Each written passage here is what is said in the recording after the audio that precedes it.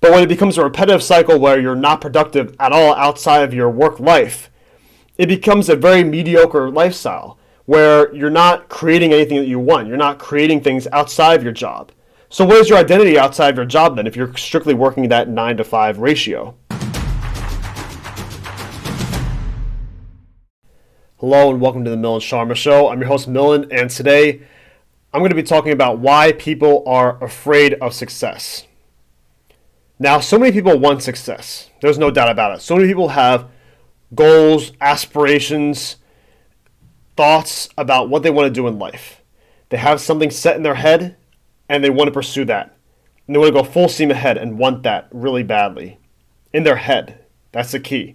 But when it comes down to the opportunity to succeed, so many people sabotage themselves, so many people hold themselves back when they have a mentality of feeling like they don't deserve it.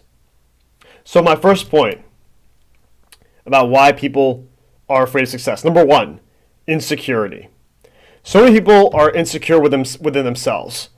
And insecurity isn't necessarily a bad thing, because I agree that everybody should humble themselves at some point. I think it's unhealthy to be completely cocky within yourself. However, so many people are insecure about themselves, what they're going to be in the future, etc. Because the future is unknown. So many people don't know what the future holds.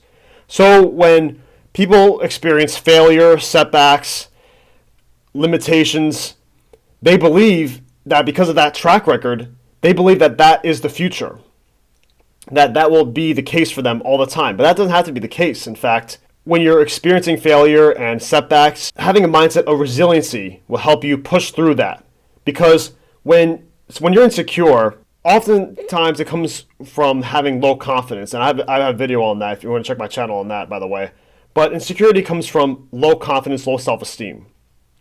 So in order to achieve success, you have to go back and deal with those two things, the self-esteem and the confidence. Because without those two things being at a higher level, you're not going to be successful.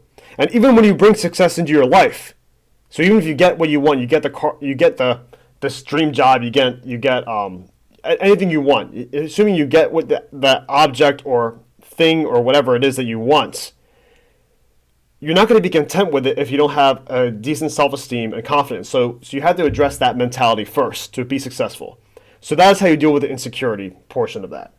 Number two, many people are comfortable with being mediocre. Let's be honest, guys.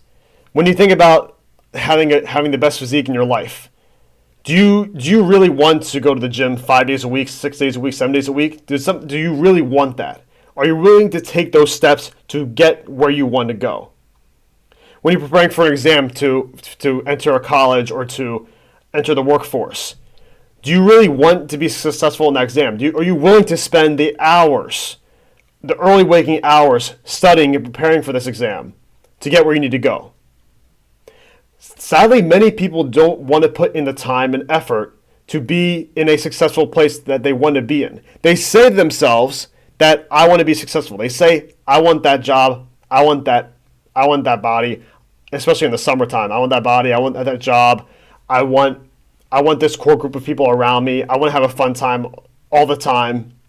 But if you're not willing to put in the work to get there, it's going to be very hard to achieve success. And that's something that many successful people, like millionaires, things like that, excuse me for that, sorry about that, millionaires, all those people, you don't see the early 4 a.m. people waking up at 5 in the morning, 4 in the morning, getting in that work early on. You don't see that. And no one sees that. Everyone only sees the glamour of social media posts of all these beautiful things that they have, but they don't see all the hard work that comes with it. And there's a lot of hard work that comes with it. So that's my one point about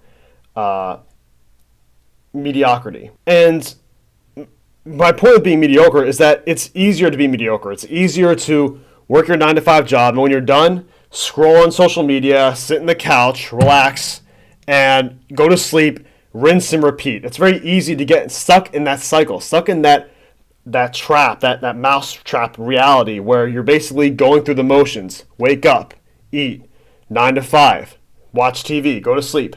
And when you when you're in this mentality, and there's nothing wrong with working a 9 to 5, by the way. If you like that, I mean, most people have to do that. So, but my point is, when you're stuck in a mentality of a strictly, you wake up and you go 9 to 5 and you watch TV and you go to sleep. When you're in that rat race, in that spell, you're not in control of really what you're doing.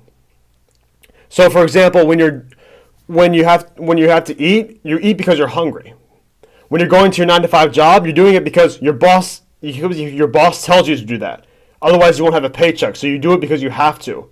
When you come home, you sit on the couch. Why? Because you're feeling like worn out and you're feeling lazy. And I've been there. Trust me, I've been in lazy mentalities often. But it's okay to watch TV and do things at times, for sure it is.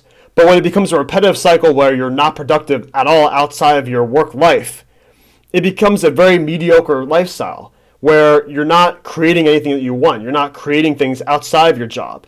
So what is your identity outside of your job then if you're strictly working that 9 to 5 ratio? How else do you plan to be successful? Because do you want to tell your children, your grandchildren that all you did with your life is just work this one occupation without making something creative about yourself? My father enjoys playing music. He enjoys drums. He does that outside of his job. He does Toastmasters. He applies himself in different aspects with different skill sets to enhance his repertoire. So, for example, Toastmasters helps with his public speaking. Playing music helps with his creative side. Expanding your repertoire is key. For example, I'm just thinking of ideas. Having a blog, writing things, anything that you want. Having a YouTube channel, making videos. Doing things that exercise the creative muscle really helps with being successful in the long run. And it could be profitable in the end. It's possible. It's not guaranteed, but it's possible because you're applying yourself into different niches in order to really be content with what you're doing. So thank you very much for watching. Have a good one.